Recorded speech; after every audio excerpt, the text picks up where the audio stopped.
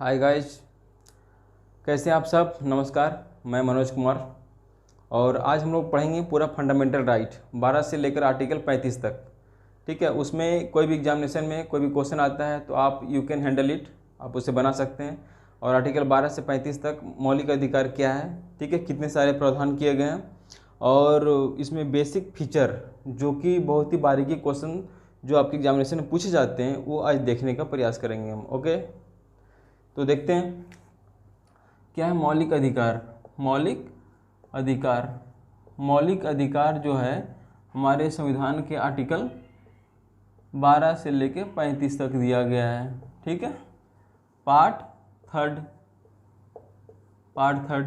क्या है। अब टोटल 12 से लेके 35 तक देखते हैं हम लोग। उसमें से मेन प्रोविजन को देखेंगे। 12 आर्टिकल क्या बात करता है। 12 आर्टिकल बोलता है कि राज्य की परिभाषा बताता है कि राज्य की परिभाषा क्या होगा, जैसे कि संसद, विधानसभा, विधान परिषद। ठीक है, ये सब क्या है, राज्य के अंतर्गत है। या फिर वैसा क्षेत्र जहाँ पर राज्य की हिस्सेदारी हो, जहाँ राज्य की हिस्सेदारी हो उसे बोला जाएगा, स्टेट के अंतर्गत गिना जाएगा उसे। ठीक है, आर्टिकल 13 क्या बोलता है। आर्टिकल 13 बोलता है कि वैसा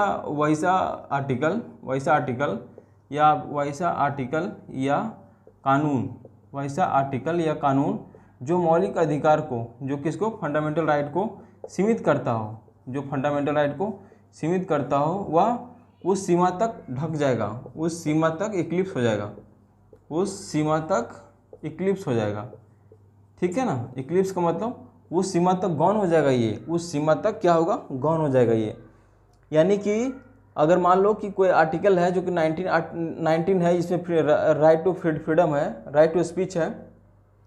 इसमें अगर ये कोई भी कानून बनाया जाता है जिसमें आपके बोलने के अधिकार को समाप्त कर दिया जाता है, तो क्या होगा, वही कानून उस सीमा तक गौन हो जाएगा, इक्लिप्स हो जाएगा, ढक जाएगा वो। ठीक है, और इसी को डिफाइन करता है कौन, इसी को डिफाइन करता है 59 आर्टिकल, जो 59 है इसी को डिफाइन करता है कि जो भी आर्टिकल 13 को ढकने का प्रयास करेगा वो उस सीमा तक गौन हो जाएगा, उस सीमा तक क्या होगा, गौन हो जाएगा। तो आप मतलब ये हुआ कि फंडामेंटल राइट को गौन नहीं किया जा सकता है। ठीक है, फंडामेंटल राइट को समाप्त नहीं किया जा सकता है। लेकिन एक बात आप याद रखना कि संसद चाहेगी तो इसको कम कर सकती है। जब मान लो नेशनल इमरजेंसी आ जाए या फिर कोई विदेशी अटैक हो जाए हमारे देश पर, तो इसको कम किया जा सकता है। लेकिन मौलिक अधिकार को सीमित करते समय या फिर किसी भी कानून के तहत अगर मौलिक अधिकार को सीमित करना हो तो संसद 2/3 मेजोरिटी से पास करेगी, ना कि 1/3 मेजोरिटी से। ठीक है ना, तो याद रखना आप, सीमित हो सकता है मौलिक अधिकार को किसी परिस्थिति में सीमित किया जा सकता है, लेकिन विशेष मेजोरिटी के तहत सीमित किया जा सकता है। तो अब देखते जाओ भाई, पूरा आर्टिकल लिखते जाना, क्योंकि मैं लिखूंगा फिर मिटाऊंगा, सो प्लीज़ लिखते जाना इसे आप। तो हम लोग देखते हैं 14 तक, फिर आर्टिकल 14 को देखते हैं हम लोग। 14 क्या बोलता है। 14 बोलता है कि विधि के समक्ष समता होगा। विधि के समक्ष समता क्या मतलब हो गया कि हर व्यक्ति कानून की नज़र में समान है, चाहे वो आम नागरिक हो या फिर राष्ट्रपति क्यों ना हो। ठीक है, राष्ट्रपति क्यों ना हो, कानून की नज़र में ये क्या है, सब समान है। ठीक है, लेकिन इसमें एक बात याद रखना कि एक्सेप्शन क्या है कि राज्यपाल और राष्ट्रपति को विशेष संरक्षण दिया गया है। कि पद पर रहते हुए कोई दंडात्मक कार्रवाई नहीं हो सकता, या फिर किसी आप न्यायालय में चुनौती नहीं दे सकते। आप इसे न्यायालय में इसके कार्य को चुनौती नहीं दिया जा सकता है। ठीक है, इसके साथ साथ संसद को भी दिया गया है। संसद को भी आर्टिकल 105 के तहत विशेष प्रिविलेज दिया गया है, विशेषाधिकार दिया गया है। ठीक है, और जब भी सेशन चलेगा ना, जैसे कि BMW याद रखना आप, budget session, monsoon session, winter session, तो किसी भी सेशन के पूर्व 40 दिन के पूर्व और 40 दिन के बाद तक गिरफ्तार आप नहीं कर सकते इसे, आप किसी भी सांसद को। ठीक है, तो ये क्या है, ये विशेषाधिकार है, इसको आप एक्सेप्शन मान के रखना, आप इसको विशेषाधिकार मान के रखना, वो भी एक्सेप्शन में है। आ जाओ 15। ठीक है, अब आ जाओ 15 क्या बोलता है। आर्टिकल 15 बोलता है कि हर व्यक्ति जो भारत का है वो समान होगा, किसके आधार पर, लिंग, जाति, धर्म, लिंग, जाति, धर्म, मूल वंश, लिंग, जाति, धर्म, मूल वंश और जन्म स्थान। जन्म स्थान के आधार पर ये क्या होगा भाई, इक्वल होगा। किसी भी प्रकार का कोई भेदभाव नहीं किया जा सकता है इसके साथ। आप किसी भी जेंडर का हो, महिला हो, पुरुष हो या फिर ट्रांसजेंडर हो, किसी भी जगह पर ये काम कर सकता है, अपनी नौकरी ले सकता है। किसी भी जाति का हो, आप उसके साथ भेदभाव नहीं कर सकते हैं। हर कोई, everyone is equal in the India, हर कोई इक्वल है बिफोर द कॉन्स्टिट्यूशन, संविधान के आगे। धर्म, किसी भी रिलीजन को मानता हो बिल्कुल किसी भी जगह अपने रूप से स्वतंत्र है वो भारत में। मूल वंश, किसी मूल का हो, किसी वंश का हो, किंग वंश का क्यों ना हो, वो भी आज की नज़र में, कानून के नज़र में समान है, उसे कोई विशेषाधिकार प्राप्त नहीं है। जन्म स्थान के आधार पर कहीं से भी आप आते हो, ठीक है, तो आप इक्वल होंगे। तो आप आ जाओ 15 के 2 में आ जाओ। 15 के 2 क्या बोलता है, 15 के 2 क्या बोलता है, इसी बात को रिपीट करता है ये कि मान लो कि सार्वजनिक स्थान पर भेदभाव नहीं हो सकता। ये सार्वजनिक स्थान पर क्या होगा, सार्वजनिक स्थान पर भेदभाव नहीं होगा, सार्वजनिक स्थान पर भेदभाव नहीं होगा। जैसे कि मान लो जैसे कि भोजनालय हो गया, ये भोजनालय जहाँ पर आप होटल, रेस्टोरेंट और जितना भी है, या फिर नदी तालाब घाट जो सार्वजनिक है, उसके आधार पर आप भेदभाव नहीं कर सकते हैं कि किसी भी कास्ट, रिलीजन, रेस या फिर बर्थ प्लेस के आधार पर भेदभाव नहीं कर सकते आप। तीसरा क्या बोलता है, मिटाते हैं थोड़ा सा।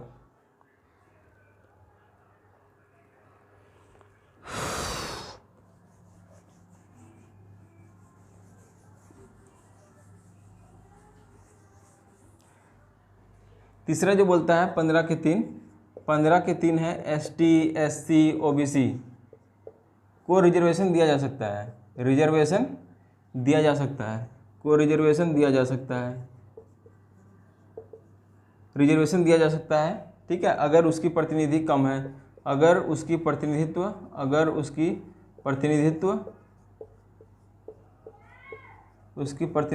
कम है तो दिया जा सकता है, उसकी प्रतिनिधित्व कम है तो दिया जा सकता है भाई। फिर आ जाओ, ठीक है, तीसरा हो गया। चौथा देख लो, तीसरा 15 के 3, 15 के 4 होगा। 15 के 3 क्या था, 15 के 3 था भाई कि महिला या बच्चों को विशेष संरक्षण की बात किया गया है। अगर राज्य चाहेगी तो महिला या फिर बच्चों को विशेष संरक्षण दे सकता है, ठीक है ना, विशेष संरक्षण दे सकता है कि चलो भाई वो महिला है तो उसको विशेष संरक्षण दे दो, या पुरुष है तो विशेष संरक्षण दे दो। और पांचवा क्या बोलता है कि जो भी होगा ना, जैसे कि ST, SC को किसी भी शिक्षण संस्थान में रिजर्वेशन दिया जा सकता है, रिजर्वेशन दिया जाएगा। आप लोगों ने सुना होगा कि कोई भी बढ़िया स्कूल है वहाँ पर STओं के लिए, निजी है, जबकि निजी हो या सार्वजनिक हो, दोनों जगह पर भी, निजी या सार्वजनिक दोनों जगह पर भी, ठीक है, वहाँ पर इसकी संरक्षण इसको दिया जाएगा, ठीक है, निजी में भी दिया जाएगा। आप लोग बहुत सुना होगा कि वो प्राइवेट स्कूल है, इसके बावजूद भी ST, SC का सीट वहाँ रिजर्व होता है। आ जाओ 16 पहली बात ही करता है कि अवसर की समता। क्या बात करता है, अवसर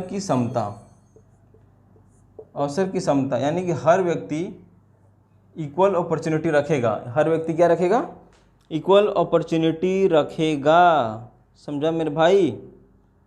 ऐसा नहीं हो सकता कि कोई भी व्यक्ति विशेष अधिकार, राज्य जो है, बिल्कुल ए में क्या बोलता है कि राज्य लोक नियोजन यानी कि जो भी वैकेंसी आएंगी या फिर किसी प्रकार का कोई सीट खाली है या नियोजन करना है तो उसके आधार पर सभी को क्या होगा, इक्वल होगा, सभी को इक्वल होगा। जिसका प्रतिनिधित्व कम होगा उसको दिया जाएगा, मिटाते हैं इसको, ठीक है, आप लोग नोट कर लो थोड़ा। फिर हम बताते हैं कि 3 क्या बोलता है।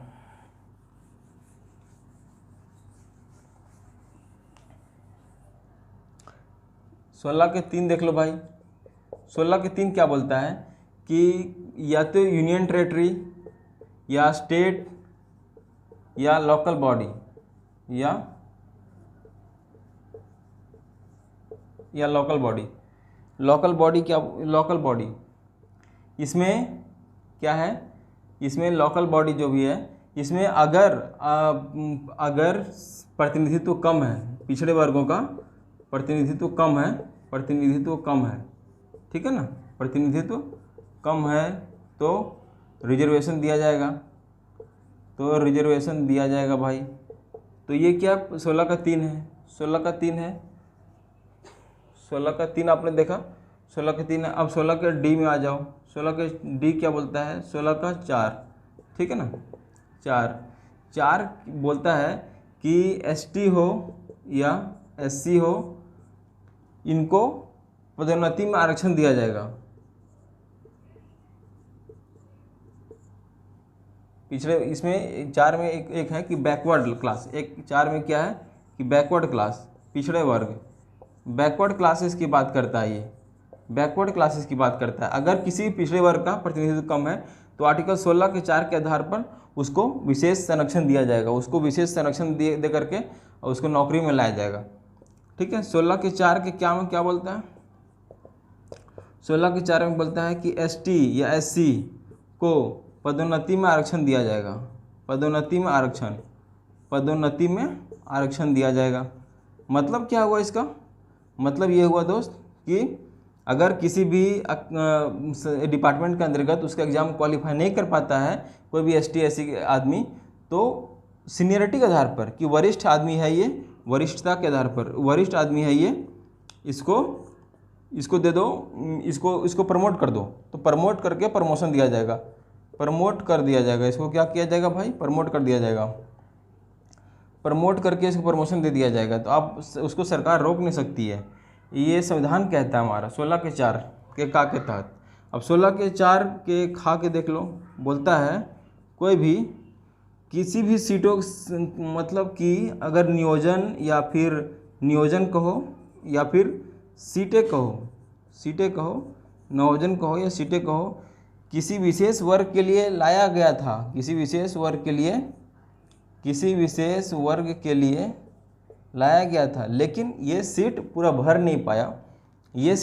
नहीं पाया, तो अगले साल इसको उसी कैटेगरी के लिए रिजर्व किया जाएगा, ऐसा नहीं कि उसे आप कोलैप्स कर देंगे और फिर से अगले साल नया वैकेंसी जारी करेंगे, ये साल इस वर्ष जो बच गया वो ख़त्म नहीं, इस वर्ष जिस कम्युनिटी के लिए जितने सीटें रिजर्व थी उसको अगले साल उसी तरीके से उसको ऐड करके लाया जाएगा, ठीक है। तो ये अपने 15 के अपने सारे आर्टिकल देख लिए, 15 आर्टिकल सब देख लिए और 16 का सभी अपने आर्टिकल देख लिए। इसको नोट कर लेना, आप इसको नोट कर लेना बुक कॉपी में, ठीक है ना, नहीं तो आप गड़बड़ा जाओगे।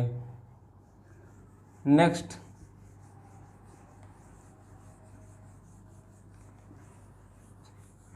आ जाओ भाई 17 क्या बोलता है कि अनटचेबिलिटी की बात करता है ये, अनटचेबिलिटी की बात करता है ये, अनटचेबिलिटी क्या, आप किसी आधार पर छुआछूत नहीं कर सकते किसी के साथ, ठीक है। उसी प्रकार से लिंग, जाति, धर्म, मूल, जन्म स्थान या फिर निवास स्थान, किसी आधार पर आप उसका भेदभाव नहीं कर सकते। अगर भेदभाव करते हैं तो आपके प्रति कानूनन अपराध का मामला चलेगा कि आपने किसी व्यक्ति का मौलिक अधिकार का हनन किया है, आपने किसी व्यक्ति का बेइज्जती किया है, ठीक है, छुआछूत के तहत, तो आप नहीं कर सकते। वही 18 क्या बोलता है, 18 बोलता है कि किसी भी प्रकार का आपको कोई विशेष पहचान नहीं दिया जाएगा, विशेष पहचान, ठीक है ना, विशेष पहचान के इन द सेंस कि मतलब कि आप जैसे पहले राजा होता था, राजा महाराजा, ठीक है ना, इस देश में ऐसा घोषित नहीं किया जाएगा आपको, विशेष कुछ भी आपको नहीं बनाया जाएगा, विशेष कुछ भी नहीं बनाया जाएगा आपको, ठीक है। लेकिन 2 जगह एक्सेप्शन है, एक विद्या, ठीक है ना, दूसरा सेना, यानी कि एजुकेशन फील्ड में और एक मिलिट्री फील्ड में आपको दिया जा सकता है। जैसे एजुकेशन फील्ड में क्या मिलता है, बहुत सारे रत्न है ना, जैसे कि आप याद रखना विकास, ठीक है ना, इसमें क्या होगा, विज्ञान कला साहित्य समाज, इसके आधार पर आपको दिया जा सकता है, जैसे भारत रत्न में क्या मिलता है, भारत रत्न मिलता है ना, भारत रत्न है, भारत रत्न है, या फिर पद्म विभूषण है, पद्म विभूषण, पद्म विभूषण है, पद्मश्री है, पद्म विभूषण है। इसी प्रकार से ये सभी चीज़ें नहीं गिना जाएगा कि विशेष पहचान, ये तो क्वालिटी के आधार पर दिया गया, किसी का विशेष ज्ञान के आधार पर दिया जा रहा है, किसी की सेवा के आधार पर दिया जा रहा है, तो दिस इज एक्सेप्शन, ठीक है।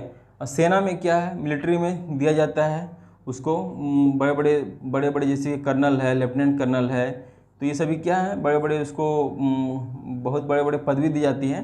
तो ये सभी क्या है, एक्सेप्शन है, आप इसको ऐड नहीं कर सकते, आप इसको ऐड नहीं कर सकते। तो आ जाओ 19 this is important article, this is important article. और ये 19 क्या है, 19 जो है ना वो बहुत ही फंडामेंटल राइट का समझ लो कि एक तरह का जड़ है, ये जड़ है, समझा। जड़ को काट दो तो पौधे खत्म। तो एक नागरिक को किसी भी देश में रहने के लिए ये बहुत ही इंपॉर्टेंट है, इसीलिए उसको आर्टिकल 19 के बारे में जानना चाहिए। पहला क्या बोलता है कि राइट टू अ स्पीच, आप बोल सकते हो कि प्रधानमंत्री चोर है, आप बोल सकते हो प्रधानमंत्री चोर है, कानून घटिया तरीके से चल रही है, बिल्कुल आपको अधिकार है बोलने का, जहाँ भी कमियां दिखे वहाँ अधिकार है बोलने का। लेकिन आप पर क्या है, युक्तियुक्त निर्बंधन भी है, युक्तियुक्त निर्बंधन भी। युक्तियुक्त निर्बंधन क्या होता है, युक्तियुक्त निर्बंधन का मतलब है कि आप सीमा का उल्लंघन नहीं कर सकते हैं, आप पर भी एक सीमा लगा हुआ है, आप किसी को गाली नहीं दे सकते हैं क्योंकि उसकी मर्यादा है, ठीक है। आप पर मानहानि केस हो सकता है, तो आप पर भी युक्तियुक्त निर्बंधन है। लेकिन राइट टू फ्रीडम है कि आप कुछ भी बोल सकते हैं, सत्य बात बोल सकते हैं। इसी के तहत जितना भी न्यूज़ छपता है ना, इसी के तहत छपता है, ठीक है, राइट टू स्पीच के तहत। तो ये आपने याद रखा ना, नहीं तो क्या पता चलेगा कि मान लो पॉलिटिक्स में क्राइम बढ़ चुका है, कोई भी कुछ बोला या फिर मीडिया वाला कुछ छापा तो आपको जाके थाने में भर दिया जाएगा, जेल भेज दिया जाएगा, आपको देशद्रोही घोषित कर दिया जाएगा। तो ये आर्टिकल आपको संविधान देता है, संविधान, और संविधान को प्रोटेक्शन कौन देती है, सुप्रीम कोर्ट। इसीलिए मौलिक अधिकार का उल्लंघन होने पर सुप्रीम कोर्ट तुरंत सख्त कार्रवाई करती है। तो आप याद रखना, आपको राइट टू स्पीच है, राइट टू स्पीच है, ठीक है ना। बी याद रखो, आपको सम्मेलन करने का अधिकार देता है, ठीक है, सम्मेलन का अधिकार है, सम्मेलन का अधिकार है। आप कहीं भी कॉन्फ्रेंस कर सकते हैं, लोगों को बुला सकते हैं, बात कर सकते हैं, सम्मेलन कर सकते हैं आप, ठीक है, रोका नहीं जाएगा। लेकिन विदाउट आर्म, आप चाहेंगे कि पैकेट में बंदूक डाल के आ जाए तो ये नहीं होगा, तो फिर आप पर केस चल जाएगा। विदाउट आर्म नहीं उपयोग करना है, ठीक है। इसमें क्या बात करता है, संघ की बात करता है, यूनियन बना सकते हैं आप मजदूरों का नेता बन सकते हैं, ठीक है, आप किसानों का नेता बन सकते हैं, आप बड़े बड़े यूनियन खोल सकते हैं, यूनियनबाजी कर सकते हैं आप, ठीक है ना। लेकिन फिर वही बात है, सबकी भलाई के लिए, यहाँ भी सब जगह युक्तियुक्त निर्बंधन है, कोई भी काम शोषण के लिए नहीं किया जा सकता है। फिर डी है, क्या बोलता है कि आने जाने का, किसी भी जगह आ जा सकते हैं भारत में, आपको कोई रोकेगा नहीं कि चलो भाई तमिल का आदमी इधर के उत्तर भारत में कैसे आ गया, या फिर बिहार का आदमी केरला में कैसे पहुंच गया, भगाओ इसको, ठीक है ना। तो ऐसा नहीं होगा, आपको आने जाने का पूरा अधिकार है, आप कहीं भी घूम सकते हैं पूरा भारत में, you are the citizen of India, ठीक है। तो आपको पूरा का पूरा फुल राइट है। इसी प्रकार से डी है, ई है, ठीक है, आप कहीं भी बस सकते हैं, क्या है, आप कहीं भी बस सकते हैं, आप बसने का अधिकार, आपको मन किया अगर राजस्थान में बस जाते हैं, जोधपुर में बस जाते हैं, जयपुर में बस जाते हैं, पिंक सिटी में बस जाते हैं, तो आप बस सकते हैं, ठीक है, यू कैन रीसेटल देयर, आपको कोई रोकेगा नहीं, ठीक है ना। तो एफ क्या था, संपत्ति का अधिकार था, समझा ना, संपत्ति का अधिकार था, ये संपत्ति का राइट था, लेकिन इसे ख़त्म कर दिया गया 44वें कॉन्स्टिट्यूशनल अमेंडमेंट, 44वें एफ नहीं दिख रहा होगा आप लोगों को, एफ क्या है, एफ क्या है, तो एफ याद रखना भाई, एफ याद रखना कि ये संपत्ति का अधिकार था, संपत्ति का अधिकार था, संपत्ति का अधिकार था, और इसको ख़त्म कर दिया गया, ठीक है, मौलिक अधिकार से हटा दिया गया। अब इसको 44वें कॉन्स्टिट्यूशनल अमेंडमेंट 1978 में इसे समाप्त कर दिया गया, समाप्त करके कहाँ रखा गया, आर्टिकल 300 के ए में रखा गया। अब ये फंडामेंटल राइट नहीं है, ये है लीगल राइट है, क्या है, ये लीगल राइट है, विधिक अधिकार है, ये विधिक अधिकार है। ये सोचो अगर फंडामेंटल राइट रहे तो फंडामेंटल राइट को ख़त्म नहीं किया जा सकता है, तो जब फंडामेंटल राइट को ख़त्म नहीं किया जा सकता है, तो मान लो कि सरकार रोड बना रही है और ज़मीन किसान का लेना हो तो कैसे लेगी, तो नहीं ले पाएगी ना। इसीलिए ये सरकार क्या करती है कि चलो इसको लीगल राइट में डाल दिया गया, विधिक अधिकार है आपका, ठीक है। आप सुप्रीम कोर्ट जा सकते हैं अगर आपको मुआवजा नहीं दिया गया हो तो, लेकिन सरकार को जो काम करना है, जो सार्वजनिक हित के लिए करना है, देश के विकास के लिए करना है, वो तो काम तो करेगी। इसीलिए प्रॉपर्टी का राइट जो है ना वो लीगल राइट है आपका। अब आ जाओ जी, ठीक है ना। जी में क्या है कि व्यापार करने का अधिकार दिया गया है। आप कहीं भी व्यापार शुरू कर सकते हैं। बिहार के आदमी है बम्बई में व्यापार कीजिए, गुजरात के आदमी है जाके केरला में व्यापार कीजिए, ठीक है। तो आपको व्यापार करने का अधिकार दिया गया, व्यापार करने का अधिकार दिया गया है, आप व्यापार कर सकते हैं, आपको कोई रोकेगा नहीं, ठीक है। तो ये आपको आर्टिकल 19 बोलता है कि बोलिए, ठीक से बोलिए, राइट टू स्पीच है, पेपर पढ़िए, पेपर में जो भी लिखा जाता है वो उसका अधिकार है। सम्मेलन कीजिए, आप कॉन्फ्रेंस कीजिए, यूनियन बनाइए लोगों का, आइए जाइए कहीं भी, बस जाइए कहीं भी और व्यापार कीजिए कहीं भी, ठीक है, कोई भी नहीं रोकेगा आपको, because you have constitutional right. अब आगे देखते हैं भाई, लिख लेना सब, लिख लेना भाई, लिख लेना यार, नोट्स बनाना, क्योंकि एग्जाम में पूछ दिया जाएगा कि आर्टिकल के 19 के आर्टिकल किस में है कि जिसमें आने जाने की सुविधा दिया गया है, किस में है कि आर्टिकल का कौन सा क्लॉज में है कि हम कहीं भी व्यापार कर सकते हैं, ठीक है, कि आर्टिकल किस में है कि किसी भी सार्वजनिक स्थल पर आपका भेदभाव नहीं किया जा सकता, दे देगा आर्टिकल 17, तो लगेगा अनटचेबिलिटी का अधिकार तो यही है, यही बोलता होगा, लेकिन है आर्टिकल 15 में। किस में है विधि के समय क्षमता की बात करता है तो 14 में। कौन है जो 13 की बात करता है, जो कि बात करता है कि मौलिक अधिकार को उल्लंघन करने की बात होगा तो वह उस सीमा तक वही कानून इक्लिप्स कर जाएगा, तो आर्टिकल 13 कहता है, समझा ना। तो आर्टिकल 15 और 16 का पूरा अब डिस्क्रिप्शन पूरा देखा ना, कितने सारे क्लॉज को देखा आपने, तो ये है। तो अब आ जाओ 20 में। 20 क्या बोलता है, गिरफ्तारी संबंधी बात करता है, गिरफ्तारी संबंधी बात करता है ये, ठीक है। बोलता है अगर किसी व्यक्ति को गिरफ्तार किया जाता है, अगर किसी व्यक्ति को गिरफ्तार किया जाता है, गिरफ्तार किया जाएगा, व्यक्ति को गिरफ्तार किया जाएगा तो उसे उसी वक्त उसी कानून के तहत गिरफ्तार किया जाएगा जो उस समय अप्लाइड है, जो उस समय क्या है, जो उस समय अप्लाइड है, जो उस समय कानून प्रभावी है, उसी के आधार पर लागू किया जाएगा। मान लो कि अभी कानून प्रभावी है कि किसी भी जगह आगजनी किया जाए तो 5 साल का सज़ा होगा, ठीक है। तो अभी आग लगा दिया है किसी व्यक्ति ने तो इसका 5 साल का सज़ा होगा, ऐसा नहीं बोलेगा 1995 में तो आग लगाया था, ठीक है ना। 1995 में हो सकता है कानून नहीं होगा, तो ये कानून के जिस प्रकार से जो कानून लागू है उसी प्रकार से अगर उसी समय एक्शन, उसी समय कोई अपराध किया हो, उसी समय का अपराध हो तो उसी के आधार पर सज़ा दिया जाएगा। सज़ा चाहे जितना भी हो, सज़ा जितना भी हो, ठीक है ना, उसी सज़ा जितना भी हो। इसमें एक रेट्रोस्पेक्टिव कानून याद रखना, क्या याद रखना, रेट्रोस्पेक्टिव कानून, रेट्रोस्पेक्टिव कानून याद रखना। ये क्या है, ये है ना एक दीवानी संहिता होती है, आप लोग भी जानते हैं, दीवानी कानून होती है, एक फौजदारी कानून होती है, एक क्या होती है, फौजदारी कानून होती है, एक फौजदारी कानून होती है। तो ये जो सज़ा है ना, ये जो सज़ा है अपराध वाला, ये फौजदारी कानून पर लागू नहीं होगा, इसमें सज़ा वगैरह का आता है, किसी का मर्डर, अपराध, चोरी, डकैती, इसमें क्या है किसी के ज़मीन हड़प ली आप, ठीक है, इसी की ज़मीन, तो इसमें तो ये अपराध चलेगा ये केस, ठीक है। आपने 1990 में अगर केस हड़पा था तो 1990 के अनुसार से कानून क्या कहता था कि देना है, किसको देना है, भाइयों को देना है कि और किसी को देना है, तो दीवानी संहिता जो कानून है, दीवानी कानून है, वहाँ लागू होगा, ठीक है। आप ऐसा मत सोचना कि 20 के तहत उस समय जो अप्लाइड होगा वही लागू होगा, ये है, लेकिन दीवानी में क्या है कि दीवानी पीछे से भी लागू हो सकता है, आप पर पीछे से भी लागू हो सकता है। ये 20 का ए आपने पढ़ा, 20 का ए पढ़ा कि उसी समय अप्लाइड कानून लागू होगा, क्या होगा, अप्लाइड कानून लागू होगा। अब 20 का बी क्या बोलता है कि किसी व्यक्ति को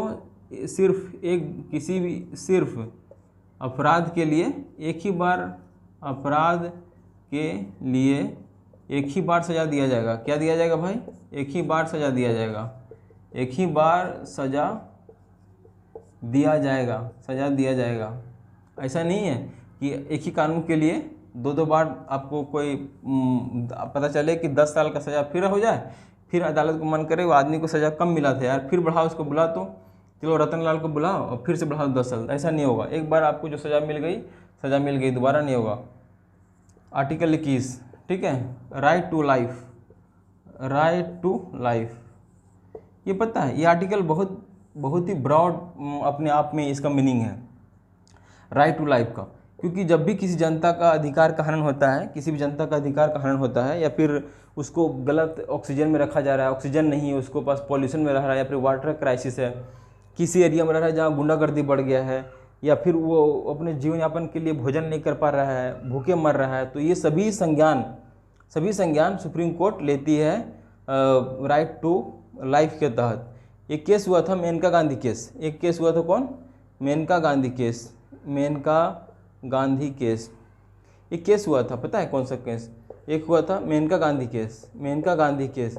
मेनका गांधी केस में ये बोला गया था, मेनका गांधी केस में बोला गया था कि राइट टू लाइफ जो है ना बहुत ही ब्रॉड कंसेप्ट है। जैसे कि पासपोर्ट का अधिकार दिया गया था, इसमें पासपोर्ट का अधिकार दिया गया था, विदेश जाने का अधिकार दिया गया था, ठीक है, खुली हवा में सांस लेना है, साफ ऑक्सीजन लेना है, पर्यावरण के लिए उसे पर्यावरण मेरा शुद्ध होना चाहिए, वाटर शुद्ध होना चाहिए, तो ये सभी अधिकार दिया गया था।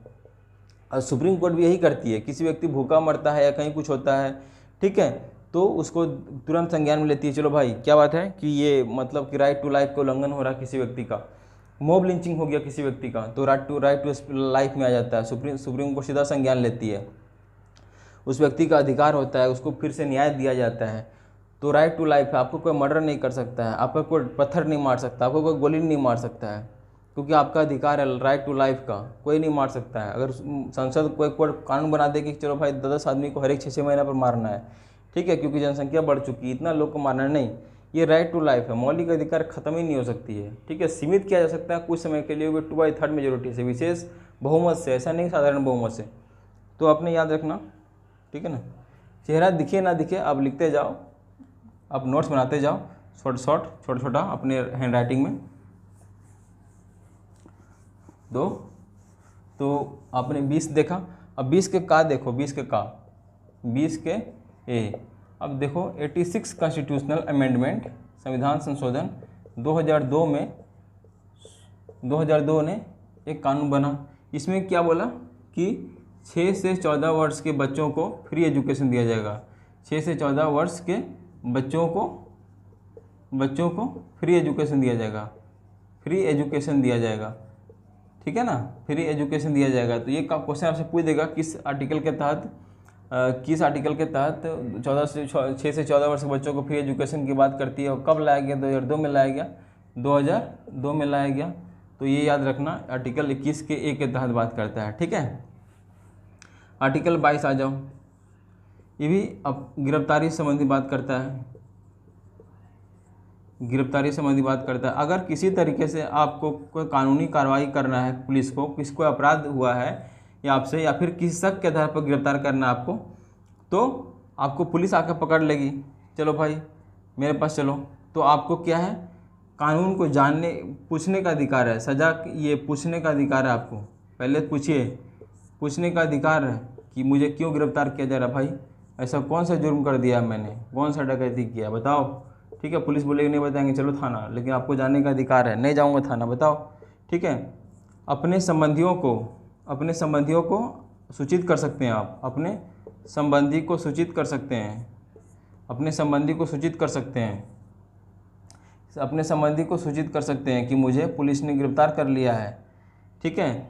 24 घंटा के अंदर बी क्या बोलता है कि 24 घंटे के अंदर आपको न्यायालय में प्रवेश ले जाया जाएगा, आपको मजिस्ट्रेट के सामने हाजिर किया जाएगा, मजिस्ट्रेट के सामने हाजिर किया जाएगा 24 घंटे के अंदर। लेकिन याद रखना कि जो आने जाने का जो समय होगा थाना से लेकर के कोर्ट के बीच, उसको काउंट नहीं किया जाएगा, उसको काउंट नहीं किया जाएगा। आप नोट कर लेना अपने छोटे छोटे शब्दों में, उसको काउंट नहीं किया जाएगा।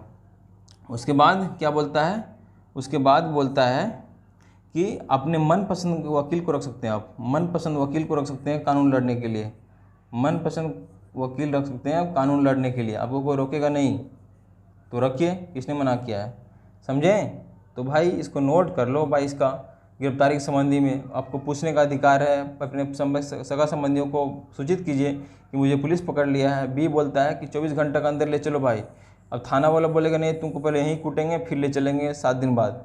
आप तुरंत अपने परिवार को इन्फॉर्म कर सकते हैं कि अब 24 घंटे के अंदर मुझे ले जाना है इसको किसी कीमत में। वहाँ तय होगा कि हमने कौन सा अपराध किया है, ठीक है ना। और अपने मनपसंद के वकील को रख सकते हैं आप पर कोई प्रताड़ित नहीं किया जाएगा, प्रताड़ित नहीं किया जाएगा। स्वयं के विरुद्ध, स्वयं के आपको मार के अगर बोला जाए कि इसके तुम खुद विटनेस बन जाओ, तो ऐसा पुलिस नहीं कर सकती है। आपको खुद विटनेस नहीं बना सकती है, खुद गवाह नहीं बना सकती आपको, ठीक है भाई। तो नेक्स्ट देखते हैं यार, नेक्स्ट क्या है, नेक्स्ट देखते हैं। नेक्स्ट 23, 24, 25, 26, 27, 28, ठीक है, 29, 30। एक बार में देखते हैं सबको। 23 क्या बोलता है, शोषण के खिलाफ, शोषण के खिलाफ अधिकार है। शोषण के खिलाफ आपका अधिकार है, राइट है आपका। कोई व्यक्ति आपको शोषण नहीं कर सकता है। किसी मजदूर को उठा के ले आया झारखंड के किसी इलाके से और दिल्ली में बेच दिया, ठीक है, उस पर फंडामेंटल राइट को उल्लंघन किया है, बहुत तगड़ा सजा होगा उसको, ठीक है। क्योंकि किसी व्यक्ति का शोषण कर रहा है वो, चाहे शारीरिक हो, मानसिक हो, या किसी और प्रकार से टॉर्चर किया जा रहा हो, ठग के लाया हो, उसको काम करवा के अपने घर में पैसा नहीं दे रहा हो, तो शोषण किया जा रहा है उसका। शोषण के खिलाफ उसका कार्रवाई की जाएगी, ये आदमी सीधा चला जाएगा सुप्रीम कोर्ट कि मेरा मौलिक अधिकार का उल्लंघन हुआ है, ठीक है ना। सुप्रीम कोर्ट जा सकता है, हाई कोर्ट जा सकता है, दोनों जगह जा सकता है ये। तो आगे देखेंगे, रीड में हम लोग पूरा पढ़ेंगे। 24 क्या बोलता है, 24 बोलता है कि 14 वर्ष से कम उम्र के बच्चों को, 14 वर्ष से कम उम्र के बच्चों को खतरनाक काम में नहीं लगाया जा सकता है, खतरनाक काम में नहीं लगाया जा सकता है, खतरनाक काम नहीं लगाया जा सकता है। कोई भी उद्योग यहाँ खतरनाक काम हो रहा हो वहाँ नहीं काम करेगा ये बच्चा लोग, ठीक है ना। ये बोलता है आर्टिकल 14।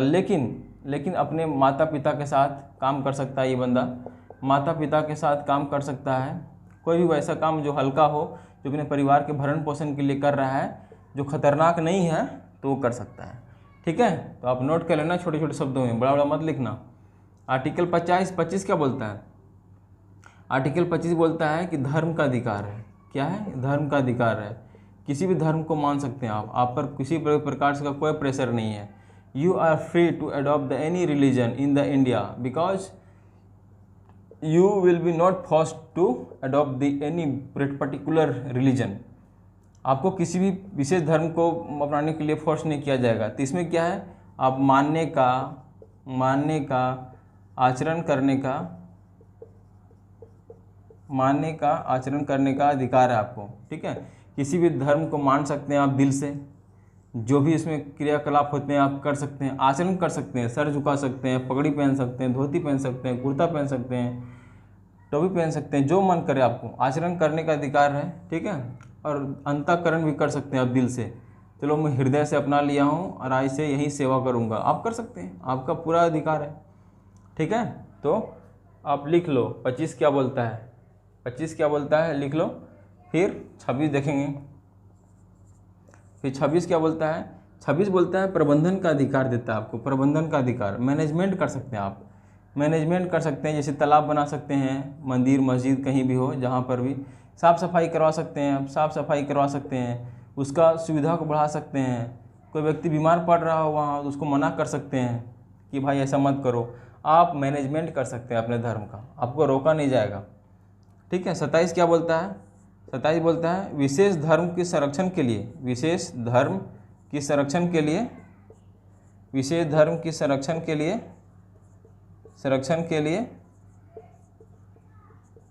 विशेष धर्म के संरक्षण के लिए टैक्स नहीं लिया जाएगा, टैक्स नहीं लिया जाएगा जनता से, समझा ना, टैक्स नहीं लिया जाएगा, टैक्स नहीं लिया जाएगा।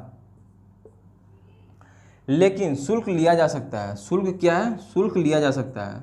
जैसे किसी मंदिर में गए आप, बाहर में है कि भैया 15 रुपये टिकट कटवाइए फिर अंदर जाइए, क्यों, क्योंकि हो सकता है कि उसको मैनेजमेंट के लिए लिया जा रहा हो, वो पर्टिकुलर जगह से लिया जा रहा हो, या सरकार को बहुत खर्च करनी पड़ती है वहाँ पथ बनाने में, रोड बनाने में उस एरिया तक क्या कि लोग जा सकें, तो उसके लिए कुछ पैसा इकट्ठा करना चाहे तो वहाँ से कर सकते हो। टैक्स नहीं है, टैक्स का मतलब हो गया आपके सैलरी से इतना कटेगा ही कटेगा, ठीक है, ऐसा नहीं है। तो इस प्रकार से आपको लिया जा सकता है ये। और सरकार अगर खर्च करती है तो सभी धर्मों के लिए बराबर खर्च करेगी। उसका मैनेजमेंट उसके किसी जैसे कि रोड कहीं यात्रा जा रहा है तो उसके लिए रोड बना दिया, किसी प्रकार से सुविधा बढ़ा दिया, तो सभी के लिए होगा ये सभी काम, ठीक है। अब 28 देखते हैं। 28 देखो, 28 जो बोलता है, 27 देखा ना आपने, 27 देखा, उसी प्रकार से 28 बोलता है कि किसी भी शिक्षण संस्थान में धार्मिक शिक्षा नहीं दिया जाएगा। शिक्षण संस्थान में धार्मिक शिक्षा नहीं दिया जाएगा, धार्मिक शिक्षा नहीं दिया जाएगा, धार्मिक शिक्षा बैन है। अगर सरकार से द्वारा से पैसा फंडिंग से चल रही है, पैसा के फंडिंग से चल रही है तो ये नहीं दिया जाएगा। सरकार का पैसा किसी शिक्षण संस्थान में नहीं खर्च किया जा सकता है। 29 क्या है, भाषा और लिपि को संरक्षण की बात करता है। भाषा और लिपि का संरक्षण किया जाएगा। जैसे भारत के जितना भी माइनॉरिटी लोग हैं, ओनली माइनॉरिटी, याद रखना क्या है, अल्पसंख्यक की बात हो रही है यहाँ। ये माइनॉरिटी जो है ना, माइनॉरिटी के भाषा और लिपि को संरक्षण करने का अधिकार देता है कि अपनी भाषा के लिए कोई भी संस्था चला ले, लिपि के लिए किसी प्रोग्राम चलवा ले, बच्चों को शिक्षा दे इस लिपि के लिए, भाषा के लिए, तो ताकि उसको लगे कि भाई मेरे इस कंट्री में मेरा धर्म संरक्षण में रहे या फिर मेरा लोक संरक्षण में रहे, जो पुराने रीति रिवाज है मेरे संरक्षण में रहे, इसको मैं बढ़ावा देना चाहता हूँ तो बढ़ावा दे सकते हैं, उस पर किसी प्रकार से रोक नहीं होगा, ठीक है ना। आर्टिकल 30 देख लो।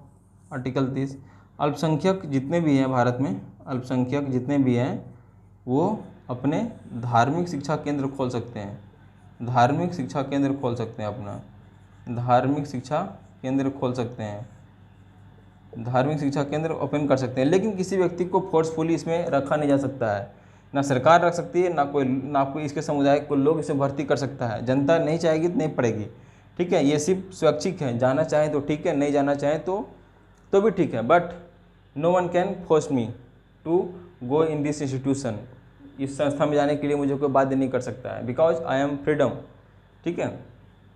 तो ये बोलता है। अब आ जाओ भाई 31 में आ जाओ, 31 में आ जाओ। 31 में पढ़ा ना, 31 में संपत्ति का अधिकार था, संपत्ति का अधिकार था जो कि मौलिक अधिकार माना जाता था, ये समझा। इसको हटा कर डाल दिया गया 300A में। अब ये हो गया लीगल राइट, ये हो गया लीगल राइट। कब हुआ ऐसा काम? 44वें कॉन्स्टिट्यूशन अमेंडमेंट 1976 में हुआ, सॉरी 1978 में हुआ, ठीक है ना, 1978 में हुआ। अब ये लीगल राइट हो गया, कानूनी अधिकार नहीं है। अगर आपका ज़मीन छीन लिया जाता है तो आप कोर्ट जा सकते हैं लीगल राइट के लिए, ठीक है, ना कि कहेंगे कि मौलिक अधिकार का उल्लंघन हो गया, हो ही नहीं सकता, हो सकता है क्योंकि अब ये लीगल राइट हो चुका है। तो इसे हटा के डाल दिए गए 300A में। अब ये मौलिक अधिकार के अंतर्गत नहीं आता है, ठीक है। नेक्स्ट आ जाओ 32 बहुत बड़ी बात है। 32 को B.R. अम्बेडकर ने बोला, B.R. अम्बेडकर साहब ने बोले क्या ये मिनी कॉन्स्टिट्यूशन है। ये क्या है? मिनी कॉन्स्टिट्यूशन है, ये मिनी कॉन्स्टिट्यूशन है। मतलब संविधान एक तरफ, ये छोटा संविधान एक तरफ। इसमें रीट की बात किया गया है, रीट की बात किया गया कि जनता का किसी भी प्रकार से कोई भी शोषण होता है तो सीधा वो हाई कोर्ट या सुप्रीम कोर्ट पहुंच जाएगा, हाई कोर्ट या सुप्रीम कोर्ट पहुंच जाएगा। सुप्रीम कोर्ट 5 प्रकार का रीट जारी करती है। कौन कौन जारी करती है भाई? ठीक है, हैबियस कॉर्पस,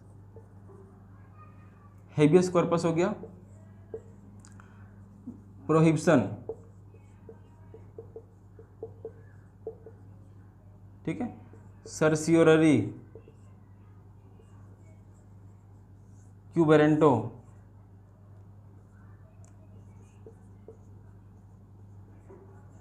स्पेलिंग देख लो, QUOWARRANTO, क्यूबेरेंटो हो गया। सर्सियोररी क्या है? CERTIORARY, ठीक है, सर्सियोररी। और एक था मेंडामस ऊपर ही लिखो, क्या लिखोगे नीचे, ठीक है। ये 5 प्रकार के जारी करती है रीटें क्या होती है? रीटें जारी करके ना शासन सत्ता को बनाए रखना है, जनता के अधिकार को सुनिश्चित करना है और किसी भी प्रकार से व्यवस्था में अराजकता ना उत्पन्न हो, उसको पूरा मैनेजमेंट करना है। तो रीट जारी करती है सुप्रीम कोर्ट, हाई कोर्ट, दोनों मिलकर जारी करती है। ठीक है, हैबियस कॉर्पस मतलब बंदी प्रत्यक्षीकरण, बंदी प्रत्यक्षीकरण, बंदी प्रत्यक्षीकरण है। ये है मेंडामस, मेंडामस का मतलब होता है आदेश, इसका मतलब ही होता है मैं आदेश देता हूँ, आदेश। ठीक है ना।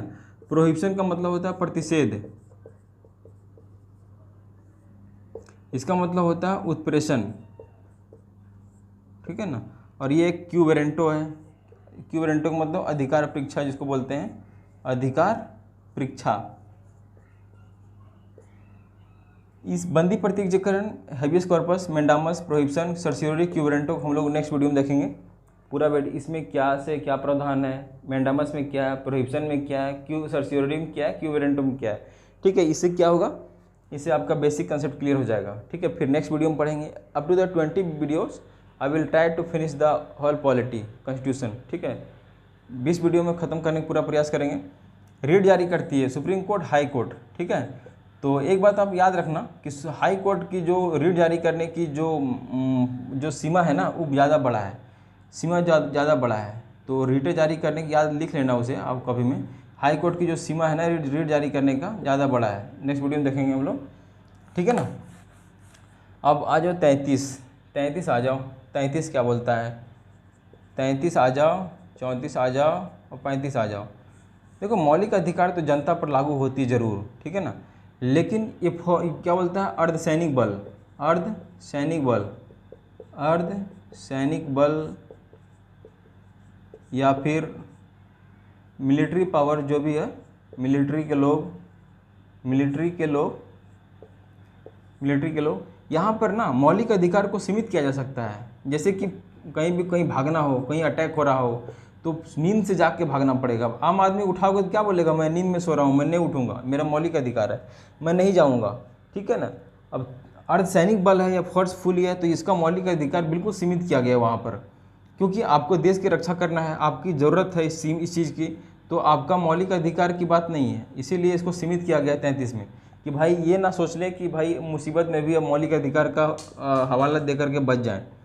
34 क्या बोलता है कि वैसा इलाका जो बिल्कुल अराजकता की स्थिति में है, सैन्य शासन लागू है, सैन्य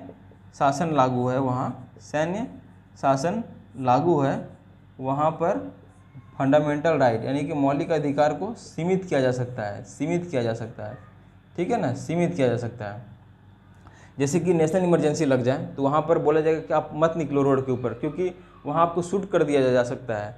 आपको ये नहीं बोलना है, आपको थोड़ा मतलब कि उस एरिया में नहीं जाना है, आपके बहुत सारे सपनों को भी डिक्रीज किया जा सकता है। तो मतलब कि ये हो सकता है। उसी प्रकार से 35 है, 35 भी है कि सैन्य शासन से संबंधित है, सैन्य शासन से